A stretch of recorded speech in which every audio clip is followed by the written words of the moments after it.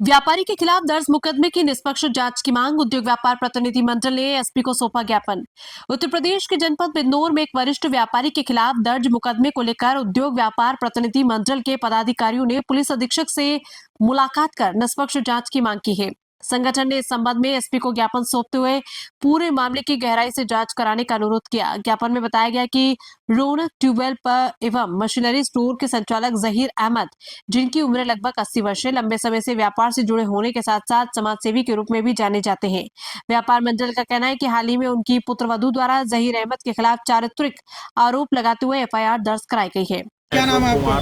मैं अशोक कुमार, व्यापारी संगठन का सदस्य।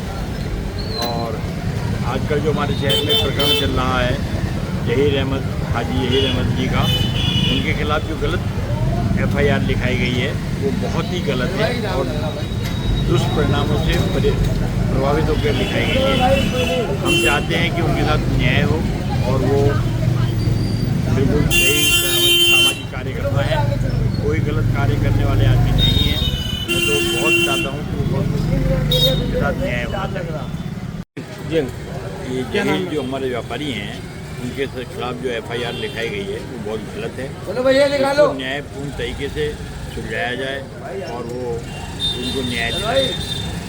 ये बिल्कुल सरासर गलत और दुर्व्यवहार के हिसाब से एफआईआर कराई गई है, जिसको हम खंडित करना चाहते हैं। संगठन के पदाधिकारियों ने आरोप पर सवाल उठाते हुए कहा है कि जहीर अहमद की उम्र, सामाजिक प्रतिष्ठा और अब तक के साफ सुथरे रिकॉर्ड को देखते हुए यह आरोप प्रथम दृष्टया संदिग्ध प्रतीत होते हैं। इस तरह के गंभीर आरोपों से न केवल एक बुजुर्ग व्यापारी की सामाजिक छवि प्रभावित हुई, बल्कि समाज में भी गलत संदेश गया।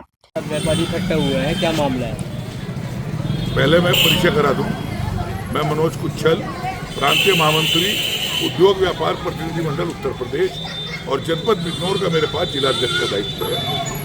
अभी एक मामला जो चल रहा है कि शहर के मशहूर व्यवसायी हाजी जहीर अहमद, जो कि रौनक कोल्ड स्टोर एवं ट्यूबवेल के नाम से अपना व्यवसाय करते हैं, वह 80 से 85 साल के बुजुर्ग व्यक्ति हैं और अत्यंत सामाजिक व्यक्ति हैं और हमेशा उनका नाम सामाजिक कार्यों में अग्रणी रहता है और अति सम्मानित व्यक्ति हैं।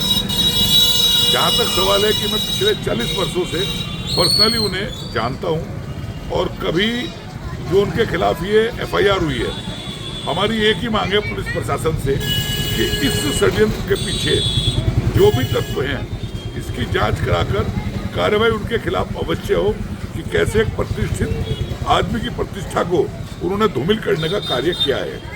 साथ ही जो भी इस मामले में दोषी हैं उनके खिलाफ न्यायपूर्ण कार्रवाई कराकर और जो उचित कार्रवाई हो और जो उचित धाराओं में दंड मिलता हो वह दिलवाया जाए और हमारे निर्दोष व्यापारी को